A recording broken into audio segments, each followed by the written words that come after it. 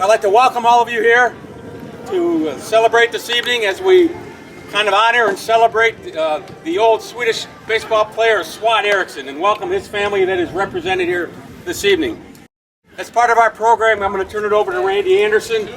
He's going to introduce everybody, explain how we got to become this evening with the history of Swat Ericsson. Randy? Thank you. We're gathered here tonight to enjoy each other's company, to watch some exciting baseball from our first place Jamestown Tarp Skunks. Dang. Their record is now 22-9. I think they're 6 games ahead of everybody else. But we're also going to learn about the most successful Swedish-born ball player in the history of the major leagues, Swat Ericsson from Jamestown, New York. I hope you had the chance to read the biography of Swat that was handed out at the gate by Russ Eklund. It mentioned in the biography that Swat had one child. His name was Berwin. And he had 2 grandchildren, Dennis and Linda. Dennis and Linda are here with us tonight. I'd like to ask Dennis and Linda to stand up and be recognized. Dennis and Linda Erickson.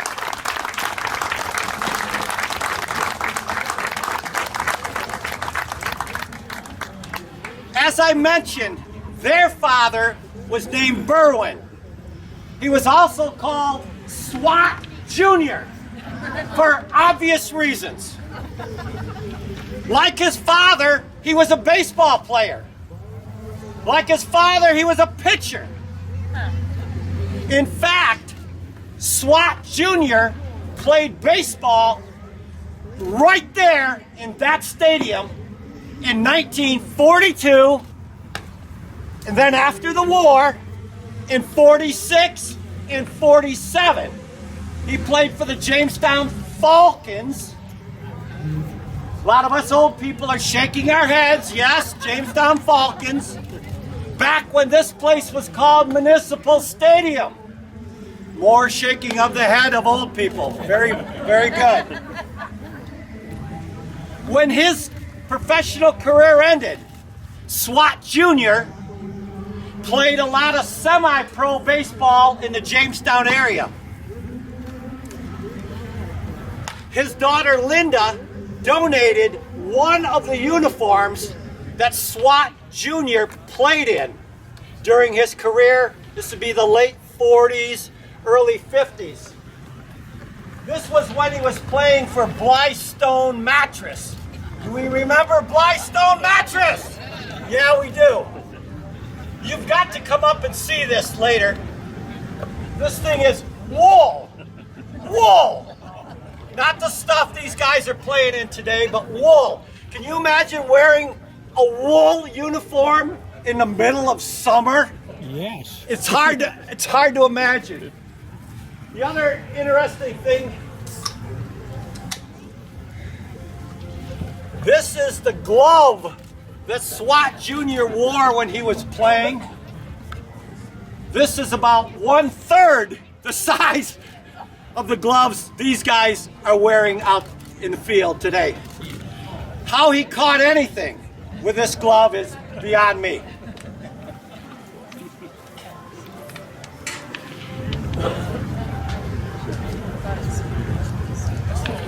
About 1.5 years ago, Norden Club member and Chautauqua Sports Hall of Fame inductee Greg Peterson gave me a rolled up piece of paper. It said, "You guys need this at the Hall of Fame." So I unrolled it, and it was a photograph, all crinkled up, pieces missing, creases in it. But it was a photograph of the 1922 Washington Senators baseball team in which Swat Ericsson was a player.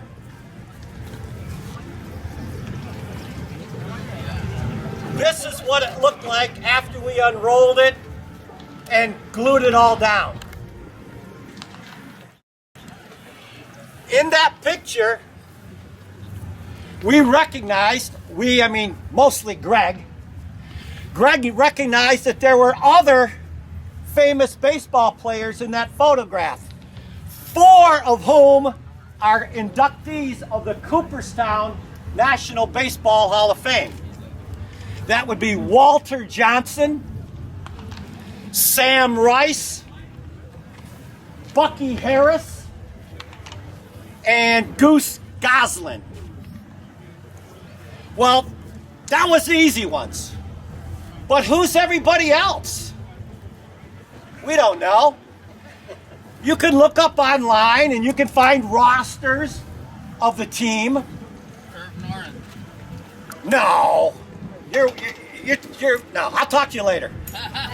Irv Norden didn't break into pro baseball until 1950. So, who are all these guys? The first thing we did was we contacted Jim Walton. Jim Walton has a framing shop on Main Street, right across the street from the pub. Yep. And Jim took this picture that Greg gave me,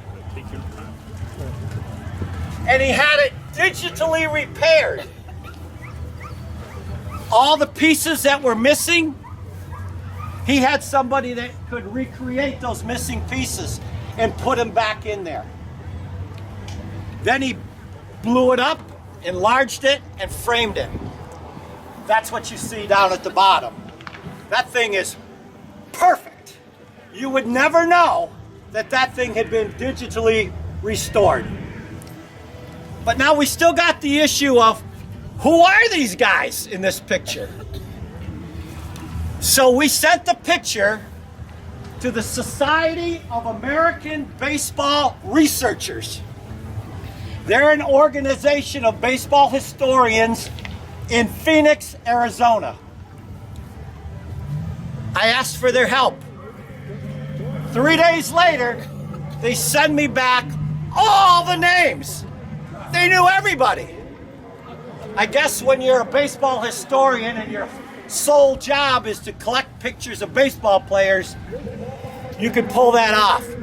So, yeah, they knew everybody. And this little frame here has the names of everybody who played on the 1922 Senators with Swat Ericsson. What was interesting was even these guys at Sabre, they'd never seen this picture before. They didn't know it existed. They had seen a picture of the 1921 Washington Senators.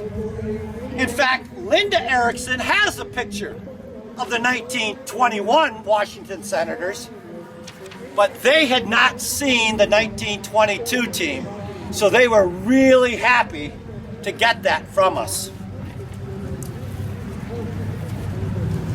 I hope you'll come up and take a look later, because there's something really unique about this picture. There's a gentleman who's at the far end, far left.